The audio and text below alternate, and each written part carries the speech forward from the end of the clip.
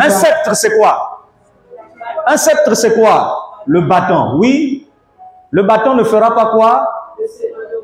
Oui, allez-y, continue. Ni le bâton souverain d'entre ses pieds. Non, ni le bâton. Souverain d'entre ses pieds. Ni le bâton. Souverain d'entre ses pieds. Lisez bien, ni le bâton. Oui. Ni le bâton.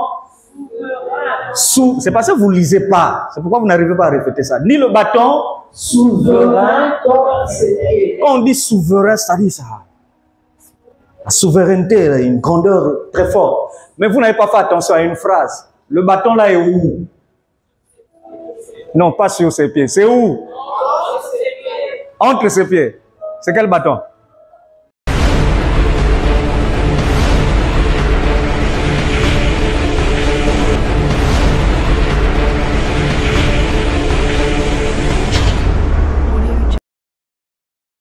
Quelqu'un dise miséricorde. Miséricorde. La colère est une courte folie. Et la colère est la conséquence d'une alliance qui sort d'un hôtel. Si l'hôtel n'est pas physique, c'est que l'hôtel est oral. Quelqu'un a parlé. Quelqu'un a dit, toi, chaque fois que quelqu'un est dans quelqu'un va naître là haut. Si on t'avait dit ça par un grand-père, tu vas voir quand tu te fâches, tout le monde va rester calme. Tu vas dire, les gens ont peur, ils n'ont pas peur. Ils ont pitié de toi. C'est-à-dire, quand ils se regardent, ils se disent, il y a un gars qui est là, ouais. Mais toi, quand tu vois le silence des gens, tu te dis, que Dieu te pardonne. J'ai dit que Dieu te pardonne. Les hôtels, les alliances, les lois et les réclamations. Maman, si on peut, c'est parce que c'est le temps, hein. S'il faut aller en profondeur, vous allez voir qu'on va arriver jusqu'à Jean-Baptiste. Parce que dans le sang de Lévi, il y avait la colère et les doutes. Vous voyez que Moïse a vécu dans les doutes. Et vous allez vous rendre compte que dans la descendance de Lévi, il y avait les parents de Jean-Baptiste, Zacharie et Élisabeth. Zacharie, un ange lui apparaît sur l'autel et l'ange lui parle. Il fait quoi? Il doute. Et regardez la réaction de l'ange, l'ange se fâche. Donc quand tu as la malédiction de la colère, même les anges, hein? Ils sont influencés par ton hôtel. Même sans effet. Donc comment un ange peut venir se mettre en colère alors que Gabriel est un ange doux? Mais il arrive devant Zacharie. Quand ta fille, il dit, hey, regardez, est-ce que Marie n'a pas douté? Elle a dit, comment cela se fera? L'ange ne l'a pas frappé. C'est le même ange, hein? Il n'a pas frappé. Parce que le problème de l'ange, c'était pas ce qui sortait du cœur de Marie, ni de sa bouche. Le problème de l'ange, c'est ce qui sortait du sang. Dans le sang de Zacharie, il y avait la loi des doutes et de la colère. Et l'ange va se fâcher. Dans le cas de Moïse, Dieu s'est trop fâché avec Moïse. Dans le cas de Zacharie, l'ange se fâche. Et comme c'est pas fini, ils ont eu l'enfant qui? Jean-Baptiste. Jean-Baptiste aussi, un jour, il va se fâcher. Il voit le roi Hérode qui passe. Et puis il se dit, yo, adultère, yo, bondi, obimina. Moi aussi, il y a frère na yo, moni na yo, bondi. Ah, le roi dit, petit, au lieu de baptiser pour toi les gens, tu viens jusqu'ici. Il le prend et il le met où? En prison. En prison. Parce qu'il était fâché. Qui lui a dit de se fâcher contre le roi? Attends-moi. Il arrive en prison. Lui-même qui avait dit, regardez, celui-là c'est l'agneau qui enlève les péchés du monde. Arrivant en prison, il commence à réfléchir. Il envoie les disciples. Il dit, allez demander à Jésus, est-ce que c'est lui? Le problème de Jean-Baptiste venait d'où? Et son sang sortait de qui? De son ancêtre. Et son ancêtre, c'était qui? Lévi. Donc, il y a un hôtel de colère et de défaveur dans ton sang. Pourquoi? Parce qu'il y a une loi dans ton sang. Même si on te donne des bonnes choses, tu vas commettre des erreurs. Au soir, tu vas te chamailler avec les autorités. Fini. Allons-y sur Judas. Oui. Va directement. Continue, continue. Oui. Maudite soit leur colère, car elle est violente, et leur fureur, car elle est cruelle. Oui. Je les séparerai de vous dans Jacob, et je les disperserai dans Israël. Judas. Judas, écoutez. Tu recevras les hommages de tes frères. Tu recevras quoi? Les hommages de tes frères. Ensuite, ta main sera sur la nuque de tes ennemis. Ta main sera où? Continue. Les fils de ton père se prosterneront devant toi. Oui. Judas est un jeune lion. Bienvenue. Oui. Judas est un jeune lion. Tu reviens du carnage, mon fils. Il ploie les genoux. Il se couche comme un lion. Il se couche comme un lion, oui. Comme une lion qui le fera lever. Ça m'intéresse pas. La suite. Le sceptre ne s'éloignera pas de Judas. Un sceptre, c'est quoi? Un sceptre, c'est quoi? Le bâton, oui. Le bâton ne fera pas quoi? Oui, allez-y, continue. Ni le bâton soulèvera donc ses pieds. Non, ni le bâton. Soulèvera donc ses pieds. Ni le bâton. Soulèvera donc ses pieds. Lisez bien, ni le bâton. Ni le bâton.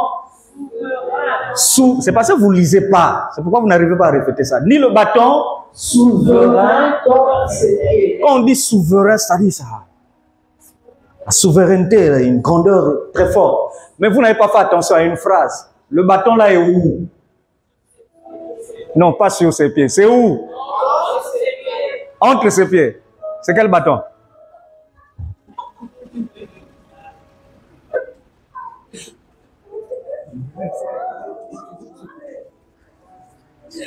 Apôtre. C'est quel bâton?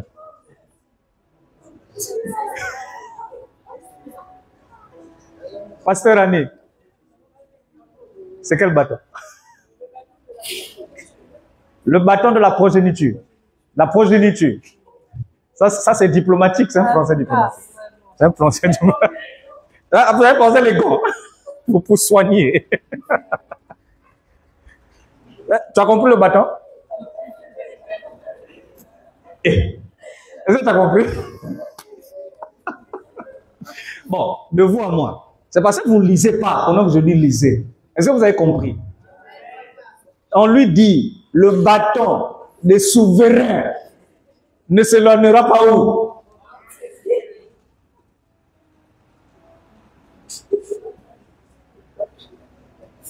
Donc, il ne sera pas impuissant. Ce qui veut dire que ses descendants ne seront pas stériles. Ses descendants vont se multiplier. Mais attention, Judas est celui qui avait reçu la promesse de la royauté. Et pour devenir roi en Israël, il faut être un descendant de Judas. Jusqu'à Jésus. Le père adoptif de Jésus, Joseph, était de la tribu de Judas. On peut avancer? Maintenant, suivez. Quand on lui dit, le sceptre ne s'éloignera pas de ta main, on parle d'un bâton physique. Ça va? Et on parle d'un autre bâton qui est au milieu de ses pieds, entre ses jambes. Ce qui veut dire, ce sont tes descendants qui seront des chefs. Quand quelqu'un reçoit une telle parole, ça veut dire, ne couche pas avec n'importe qui.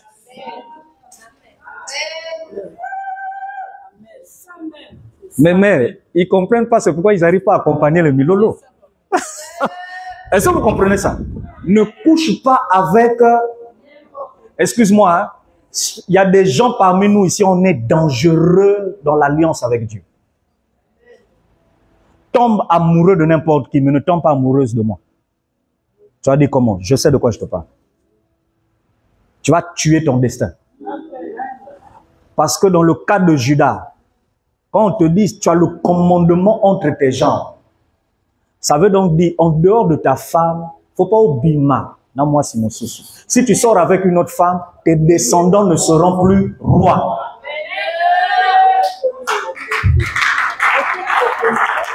Est-ce que tu as compris?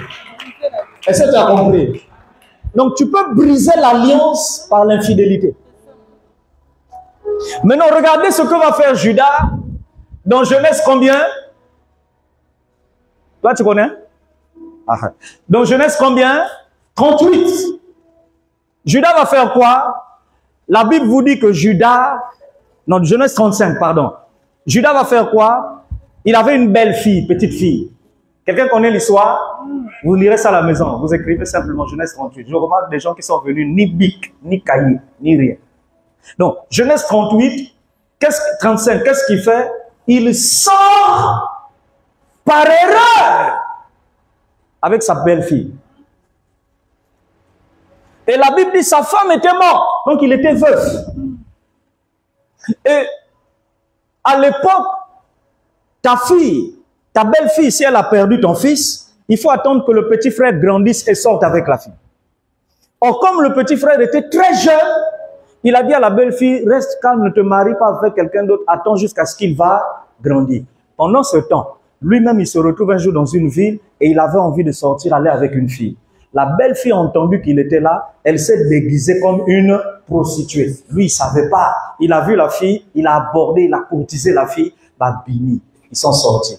Et quand il sort, la fille là lui dit, mais qu'est-ce qui me prouve qu'un jour, si je tombe enceinte, que tu ne vas pas refuser la grossesse? Il prend le bâton qu'il avait dans la main et il lui donne. Donc Judas a donné 2 bâtons. Le bâton physique.